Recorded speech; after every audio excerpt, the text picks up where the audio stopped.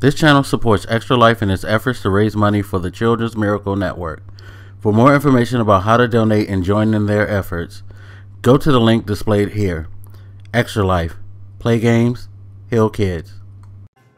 What up, everybody? This is your boy Black Magus back with some more practical PC building, and we're going to talk about our next component down the line, at least in my order of importance. Remember, these videos are just basically my opinion, me sharing some of my thoughts and some of the information that I've gathered over the years, as far as working with and playing with PCs, and after building my own PC.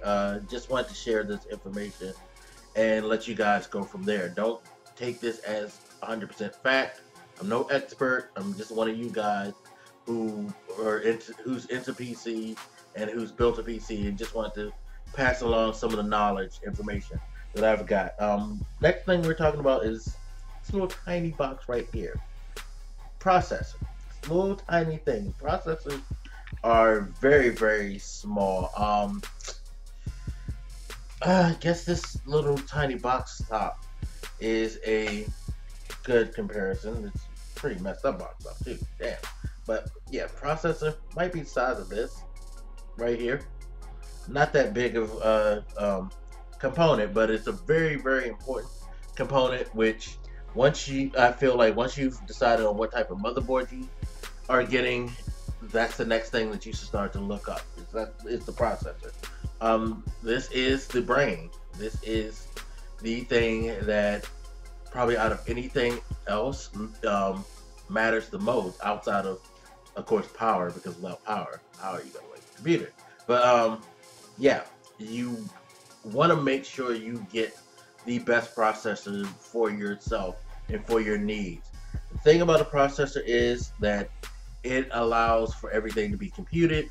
It pretty much is, you know, the thing that more than anything makes the quote-unquote car go. You know what I mean? It's not like the battery, but it is definitely the engine block. You want to make sure that you get the right processor that's going to give you the amount of power, you know, speed that you really, really want. Now, as you can see, I got the Intel Intel Core i7 processor. It's 3.6 gigahertz. It can be up to 4.0 gigahertz. I got it because I've always been particular about Intel. That's just always how I was coming up earlier. Back when I was a real hardcore PC gamer, I would always want an Intel processor because Intel processors were the thing. Around the tail end of my PC gaming, AMD came out and they made a huge impact because they were more affordable, and they did something that Intel does now that they didn't do back then, which was allow you to overclock. And for hardcore PC gamers, that was a huge thing. It was like, not only can I get a cheaper processor, but I can overclock this bad boy and make it go even faster than what I paid for, and it'll outperform that Intel that costs $100 more.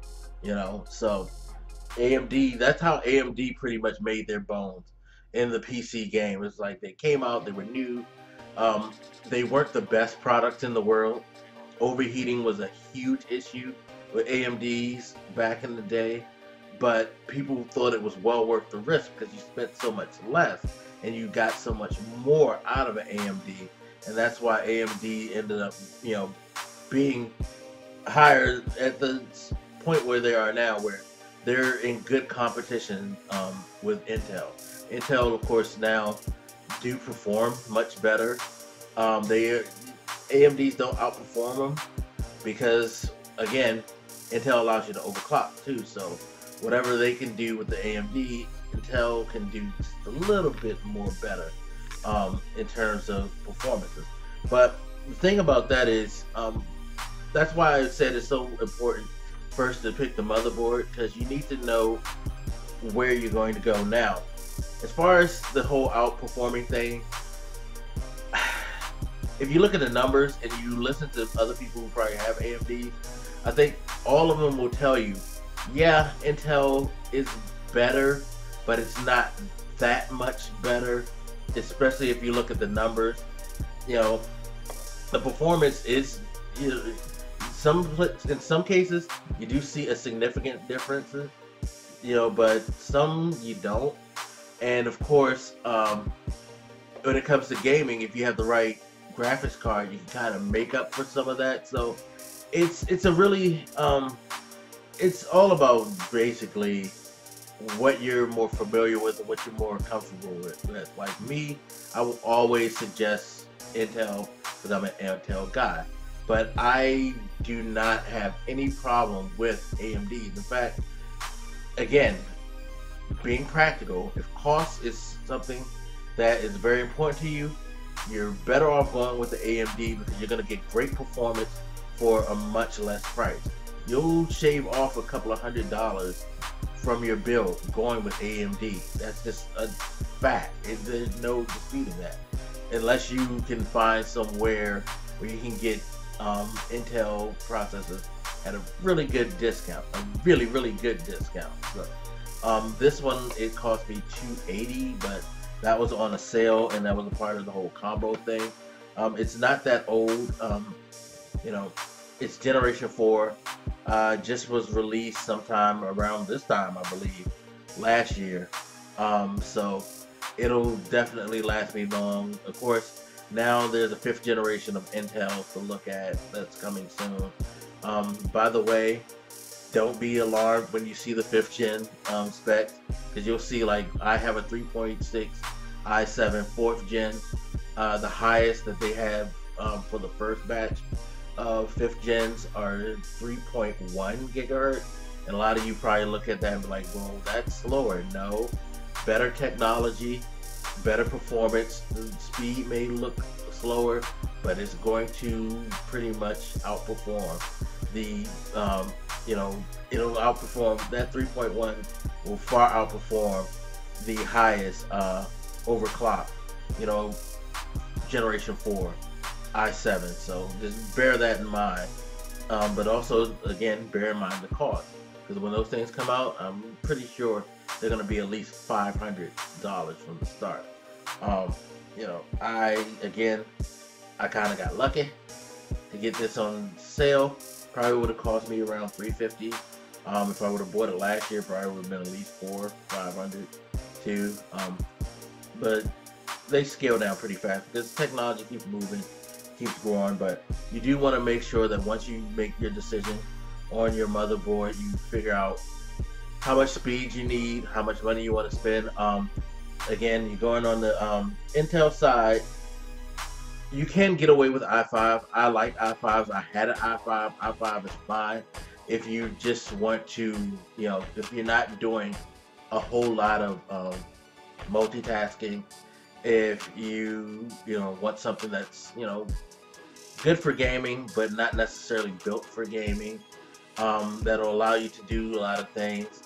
I know it's funny because a piece of hardware I have, the Elgato HD60, that's the it's required a Gen 2 i5, but it recommends a Gen 4 i7.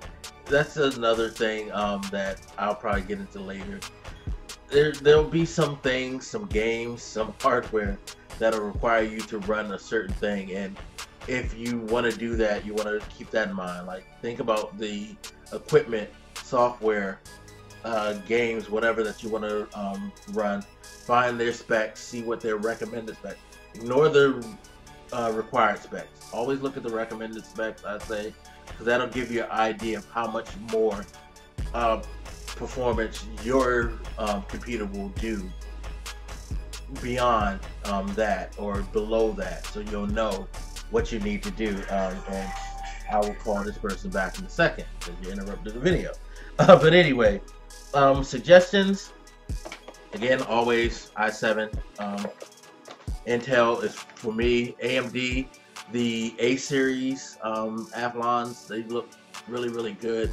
I love the way they have the like cores mixed with the graphic core. AMD might be better for gaming, to be quite honest, in some ways, because of how they do the mix of graphics and the graphics and CPU on their motherboard. It's a really interesting makeup. So either way, you're not gonna go wrong. Again, performance slight edge I give to Intel. Cost and performance though mixed together, AMD is a good way to go. But just make sure that motherboard is compatible. Always make sure that motherboard is compatible.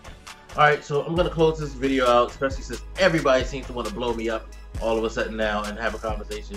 Nobody wanted to talk to me a few minutes ago. But anyway, I think that's about all that I have to say on the processor.